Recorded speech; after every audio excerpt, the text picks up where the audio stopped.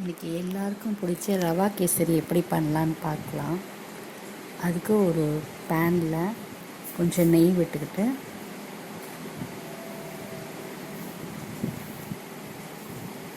ஒரு 2-3 ஸ்பூன் மாதிரி விட்டுக்கோங்க.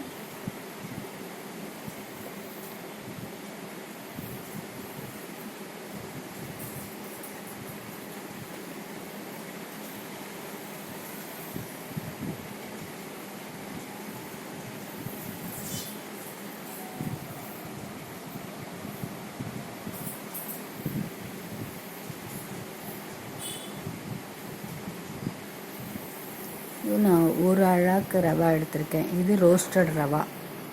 ஒரு அழாக்கு ரவா எடுத்து நல்லா ரோஸ்ட் பண்ணிக்கணும். அந்த நெய்லேயே நல்லா வறுக்கணும்.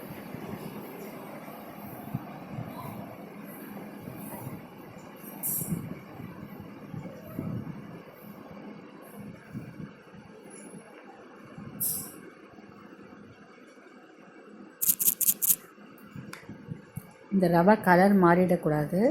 ரவா அந்த வெள்ளையாகவே தான் இருக்கணும். நல்லா கைவிடாமல் நல்லா ரோஸ்ட் பண்ணணும். அதை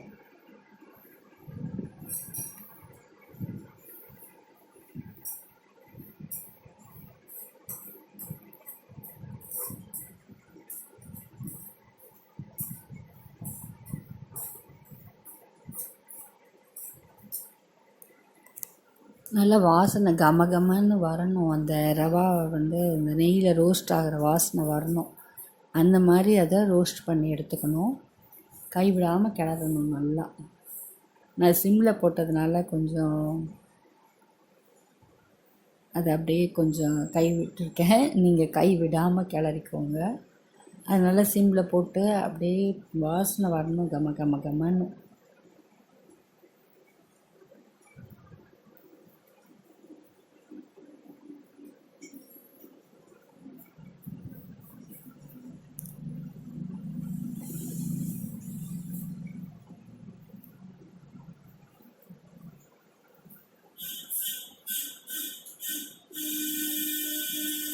ஒரு 5 மினிட்ஸ் கிட்ட நல்லா அந்த மாதிரி வறுத்துக்கோங்க.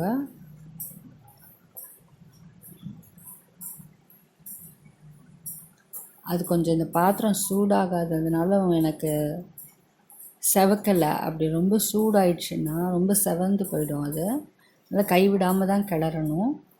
ஒரு 5 மினிட்ஸ் கிட்ட நல்லா கமன்னு வாசனை வரும். அந்த மாதிரி கிளறி எடுத்துக்கோங்க.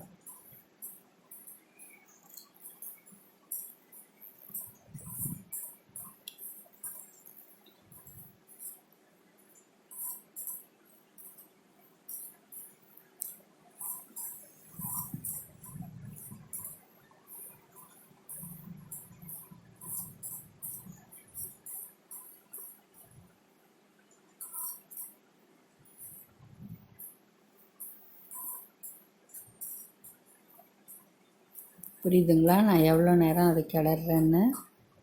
அந்த மாதிரி கிளறி அது நல்ல கமன்னு வாசனை வந்தோடனே தனியாக வச்சுட்டு இன்னொரு கடாய் வச்சுக்கிட்டேன்.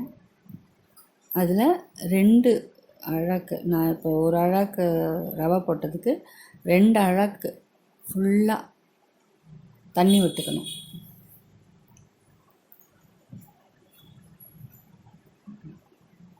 ஃபுல்லாக 2 அழாக்கு தண்ணி விட்டுடணும். தண்ணி விட்டுட்டு அது நல்லா தண்ணி கொதிக்கணும். நல்லா அந்த தண்ணி மழன்னு கொதித்து வரணும்.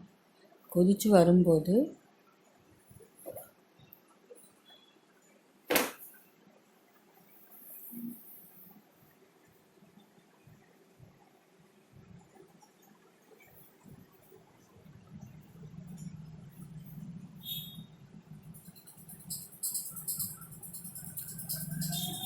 ஒரு 4-5 ஏலக்காய் எடுத்து நல்லா தட்டி வச்சுக்கணும்.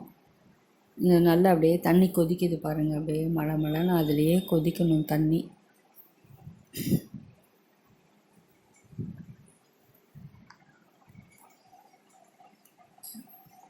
நல்லா 4-5 ஏலக்காய் தட்டி வச்சுட்டோங்க. அந்த ஏலக்காய் அதில் போட்டுக்கணும்.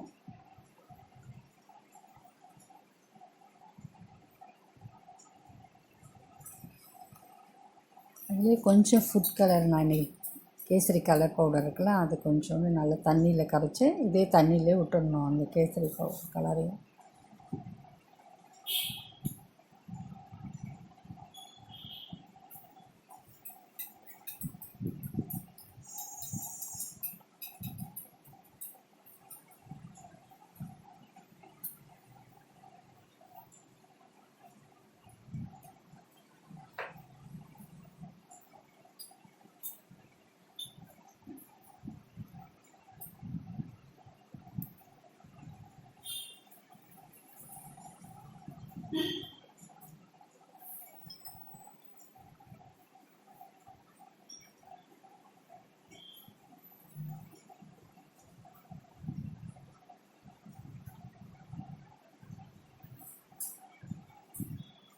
ஒரு அழாக்கு ரவைக்கு 2 அழாக்கு தண்ணி, கொஞ்சம் ஏலக்காய் ஒரு 4 போட்டுக்கிட்டோம், கேசரி பவுட்ரு கொஞ்சம் விட்டுட்டோம். இப்போ நல்லா தண்ணி மலன்னு கொதிச்சிருச்சு.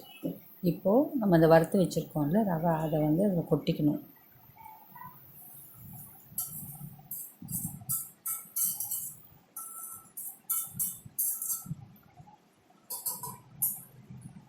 கொட்டிட்டு கைவிடாமல் கிளறணும்.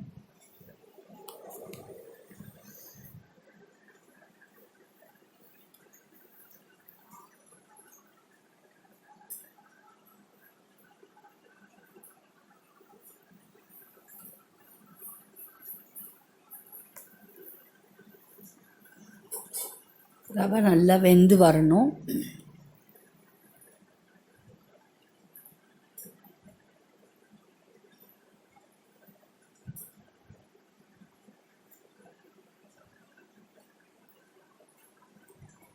நான் ஏன் இவ்வளோ கிளியராக காமிக்கிறேன்னா, நியூ கம்மர்ஸ் யாராவது இருந்தீங்க, புதுசாக ஸ்வீட் செய்யணுன்னு ஆசைப்பட்றீங்க, அந்த மாதிரி இருந்தால் இந்த மாதிரி பார்த்து கிளியராக உங்களுக்கு புரியும் இல்லையா? அதுக்காக தான் இந்த மாதிரி நான் ஒரு வீடியோ போட்டிருக்கேன். ஆக்சுவலாக இது ஒரு 20 மினிட்ஸ் எடுக்கும். அது எப்படிங்கிறது உங்களுக்கு புரியட்டும் அப்படிங்கிறதுக்கு தான் இப்படி போட்டேன், எலாபரேட்டாக போட்டேன். அதை பார்த்து தெரிஞ்சுக்கோங்க. இப்போ புதுசாக ஸ்வீட் செய்யணுன்னு ஆசைப்பட்றவங்க அவங்கெல்லாம் இதை வந்து ஈஸியாக செஞ்சு பார்க்கலாம். கொஞ்சம் தான் டைம் எடுக்கும், பட் அது ரொம்ப டேஸ்டியாக இருக்கும். நம்ம சாப்பிட்ருப்போம் இல்லையா? கண்டிப்பாக ரவை கேசரி சாப்பிடாதவங்களே இருக்க மாட்டோம். எல்லார் வீட்லேயும் அதுதான் ஃபேவரேட் இல்லையா? இப்போ இதுக்கு வந்து நான் வந்து ஒரு அழாக்கு ரவைக்கு 1.25 அழாக்கு நான் வந்து சர்க்கரை போட்டிருக்கேன், ஒயிட் சுகர் 1.25 அழாக்கு போட்டிருக்கேன். நீங்கள் ஒரு 1.5 அழாக்கு வரைக்கும் கூட போட்டுக்கலாம். ஸ்வீட் கொஞ்சம் நல்லாவே இருக்கும். ஸ்வீட்டாக வேணுங்கிறவங்க இன்னும் கொஞ்சம் கூட ஜாஸ்தி போட்டுக்கலாம். நான் இன்றைக்கி ஒரு 1.25 அழாக்கு தான் போட்டேன். அதை போட்டுட்டு நல்லா கிளறி விடணும் அதை. ஏன்னா இந்த டைமில் தான் வந்து கொஞ்சம் கட்டிப்படும். சர்க்கரை போட்ட உடனே அதனால் அந்த கட்டியெல்லாம் நம்ம உடச்சி விடணும் இல்லையா? அது அப்படியே இலகிடும். அந்த சர்க்கரை அப்படியே இலகி வருது பாருங்கள். இந்த டைமில் அந்த கொஞ்சம் ரவை வந்து கொஞ்சம் உருண்டு வரும். அதெல்லாம் கிளியர் பண்ணுறதுக்காக தான் இது நல்லா நான் இந்த கரண்டி வச்சே பண்ணுறேன். ஏன் அரிக்கரண்டி வச்சு பண்ணலைன்னு நினைக்காதீங்க. இது வந்து கொஞ்சம் ஈஸியாக இருக்குது எனக்கு, அதனால தான் நான் இந்த கரண்டி வச்சே பண்ணுறேன். இது மாதிரி கரண்டி வச்சு நீங்களும் ட்ரை பண்ணி பாருங்கள், ரொம்ப நல்லா வரும்.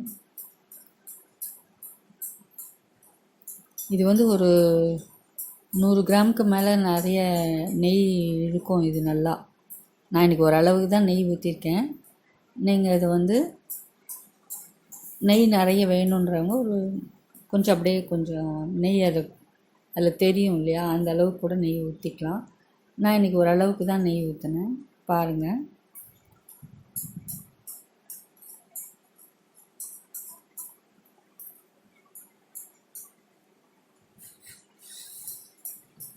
சின்ன சின்ன கட்டியெல்லாம் உடச்சி விட்டா அது அப்படியே நல்லா சுருண்டு வந்துடும். அதுக்காக தான் அந்த மாதிரி செய்கிறேன் நான்.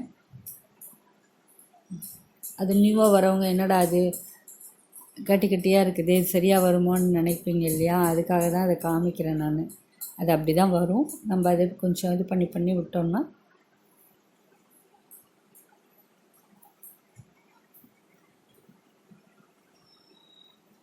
அது நல்லாயிருக்கும். அது வந்து கரெக்டாக அந்த இதுக்கு வந்துடும், அந்த கேசரி பக்குவத்துக்கு வந்துடும் அது.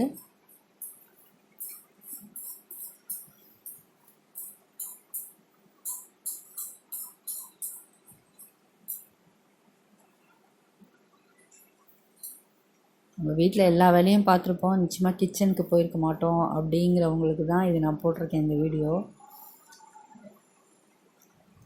கிச்சனுக்கு போனால் ஒரு மேகி செஞ்சுருப்போம், இல்லைன்னா நம்மளுக்கு வேண்டிய ஏதாவது சின்ன குழம்பு தெரிஞ்சிருக்கோம், அது மட்டும் பண்ணிட்டு வந்திருப்போம். இந்த மாதிரி ஸ்வீட்லாம் அம்மா அப்பா பண்ணி கொடுத்தா தான் சாப்பிட்ருப்போம். அம்மா தான் மோஸ்ட்லி பண்ணுவாங்க எல்லார் வீட்லேயும். நீங்களாக ட்ரை பண்ணணும்னு நினைக்கிறீங்க இல்லையா, அது நம்ம வீட்டில் கண்டிப்பாக கற்றுக்கிட்டு இருக்க மாட்டோம். இப்படி ஏதாவது யூடியூப் போட்டு பார்த்து தெரிஞ்சுக்கலாம் அப்படின்னு நினைக்கிறவங்க இது கண்டிப்பாக உங்களுக்கு யூஸ்ஃபுல்லாக இருக்கும். பாருங்கள், நல்லா கிளியர் ஆகிடுச்சா, அந்த கட்டியெல்லாம் போய் நல்லா இதுவாகிடுச்சா, அப்படியே சுருண்டு வந்துடும். இந்த டைமில் கொஞ்சம் நெய் விட்டுக்கலாம் மேலே.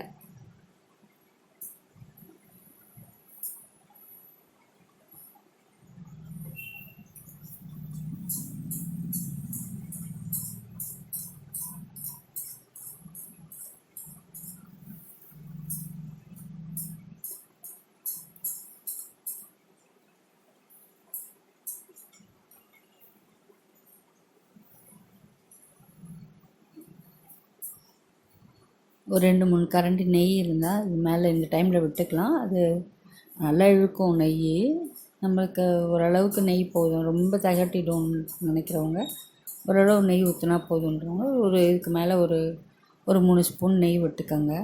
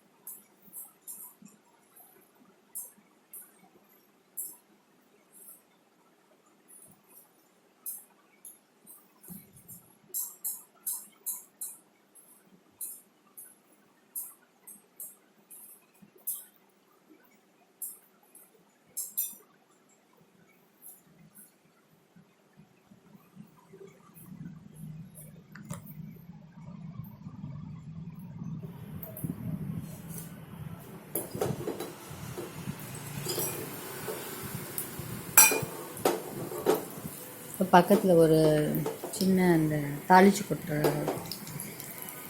கரண்டி வச்சுருப்போம் இல்லையா, அதில் கொஞ்சம் நெய் விட்டு நான் முந்திரி, பாதாம், கொஞ்சம் திராட்சை பழம் போட்டு அது கொஞ்சோண்டு பொரிய விட்டு அதை இதில் ஊற்றிக்கிட்டேன்.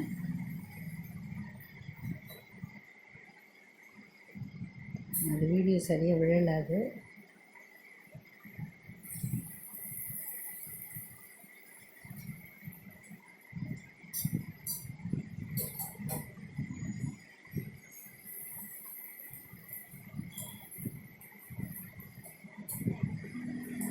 புரியுதுங்களா?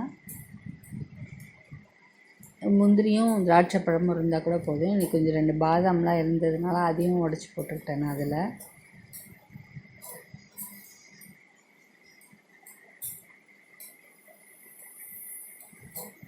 கண்டிப்பாக இந்த வீடியோ பார்த்தா நீங்களே செய்வீங்க. பெரிய இன்க்ரீடியன்ஸ்லாம் ஒன்றும் இல்லை, சிம்பிளாக நான் பண்ணி காமிச்சிருக்கேன் உங்களுக்கு. கொஞ்சம் வீடியோ எலாபரேட்டாக இருக்குதுன்னு பார்க்காதீங்க, இது உங்களுக்கு பக்குவமாக அது செய்ய வரணுன்னு தான் நான் இப்படி எடுத்தது.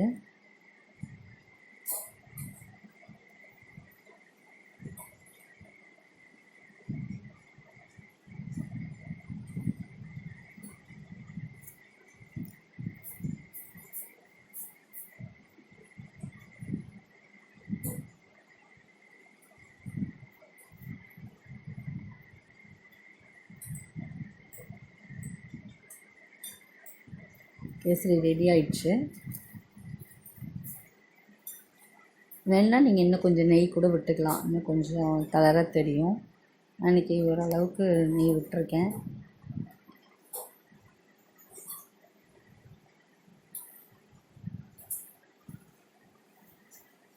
ஓகே, சரி, ரெடி ஆயிடுச்சு. சப்ஸ்கிரைப் பண்ணிக்கோங்க. தேங்க்ஸ் ஃபார் வாட்சிங்.